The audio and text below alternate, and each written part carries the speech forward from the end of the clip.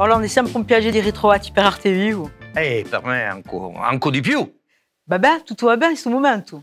Beh, penso che sì, penso che sì. Quando si dice in Italia abbiamo la coscienza pulita.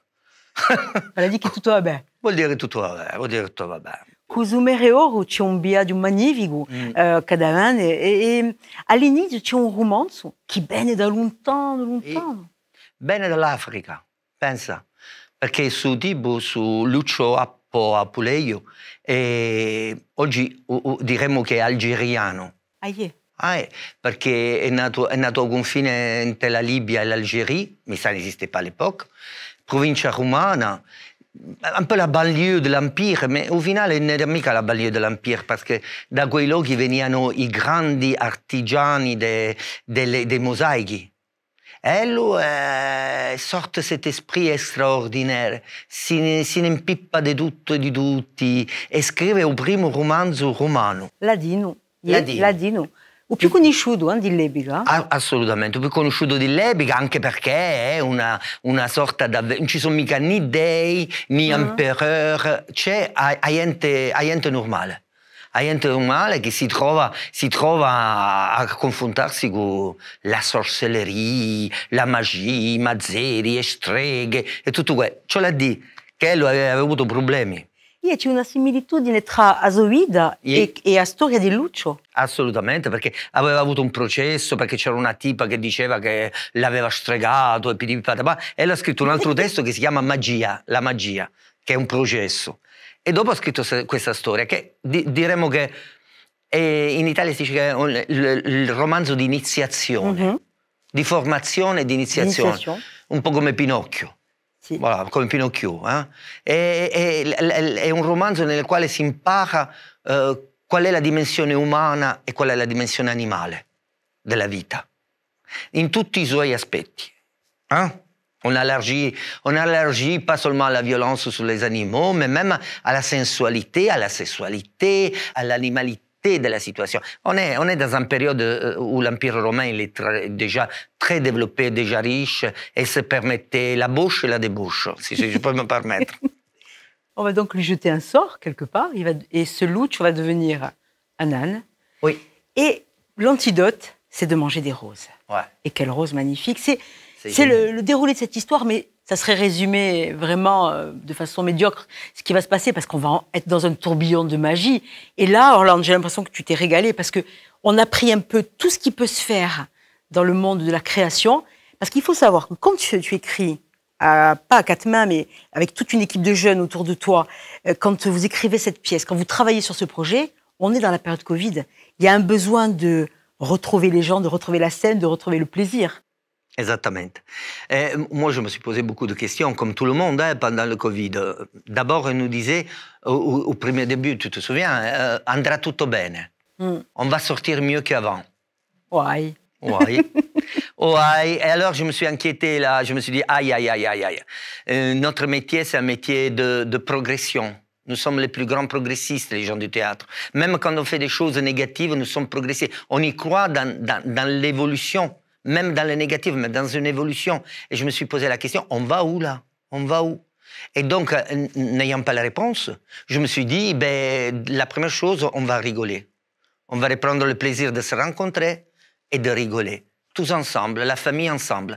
Et ça, c'était très risqué parce que j'ai parié sur un spectacle populaire dans le bon sens du terme, dans lequel on peut réunir toute une famille, dai più chiughi ai maior, et grand-mère et grand-père, et présenter à eux un spectacle qui c'est une boîte magique, une boîte dans laquelle on sait pas qu'est-ce qui va arriver, Et tous les langages du spectacle et du théâtre, ils y sont. Peut-être trop, peut-être trop. On a mis peut-être trop de choses, mais c'est pas ça le problème. Le problème, c'était comment essayer de réinterpréter une histoire de ce type en gardant le fond, c'est-à-dire un roman comique, profondément comique. Perché quando pensi che qualche sia viene trasformato da persona in sumere, ça, déjà le choix de l'animal, c'est pas qu'il va être transformé en vache comme en soumère. Mais il y a plusieurs lectures, c'est ce qui est intéressant. Une personne d'un certain âge va avoir une vision particulière du spectacle, un enfant... mais ce qui est en commun, en tout cas, quand on voit, par exemple, les répétitions, c'est les yeux écarquillés. on regarde pas le spectacle, on le dévore. Et ça c'est déjà une réussite, Orlando. Tu sais, fais mon mestiere bizzarro, noi altri. La tendance, c'est tout le monde de vouloir faire le chef-d'œuvre. On ne fait pas des chefs-d'œuvre. Si on arrive à être un peu des artisans, c'est déjà pas mal. En faire des choses bien et à essayer d'émerveiller un peu les gens, encore dans une époque où rien plus nous émerveille. On a tout, les images, les mots, les textes et tout. On a tout, donc c'est difficile d'émerveiller comme on était petits nous à l'époque. Mais moi, je crois que ce qui est important, c'est cette énorme énergie. Cette translation entre la vie et le théâtre, porter dans le théâtre l'émotion, les rigolades, le plaisir de faire ce métier. Parce que quand même, on a un avantage à faire ce métier. On a l'avantage, nous pouvons nous régénérer chaque fois. Nous, on va se faire un bain chaque fois nouvelle de personnages, d'idées, de têtes et de tout. Et ça, c'est une chance extraordinaire. Et on ne paye pas un psy, on se fait payer. Donc, c'est pas mal dans ce point de vue. Et il faut remercier chaque fois qu'on fait ce métier. Et on pense donc comme on peut remercier le public en lui donnant des choses. C'est vrai, quelqu'un pense que le théâtre, il faut s'en... Je suis en train de dire un mauvais mot, mais s'en foutre du public, voilà, je vais le dire. Moi, non. Moi, je pense que s'il vient, que déjà c'est la difficulté, dans cette période post-Covid, s'il vient au théâtre, s'il retourne chez nous, c'est parce que quand même, il faudrait le chouchouter un petit peu, il faudrait lui offrir quelques cadeaux. Di uno spettacolo per i piaffiato. Per i tutti quanti fiato, sorriso, piacere, scaccanate, mais avec une profondeur, si tu veux.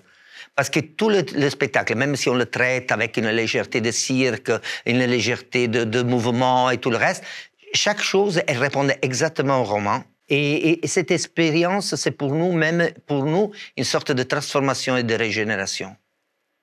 Ben écoute, en tout cas, ça te réussit. Moi, je voulais déjà te féliciter à l'avance. Et puis, on va avoir le plaisir, après justement la découverte sur France 3 Corse de cette création, d'avoir les réactions du public. Et tu nous présenteras aussi cette équipe qui est à tes côtés, parce qu'on parlait de cette jeunesse qui t'entoure. Tricette Masse.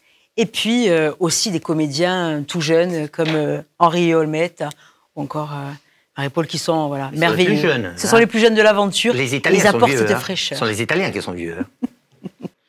Merci Orlando. Grazie a te. Grazie.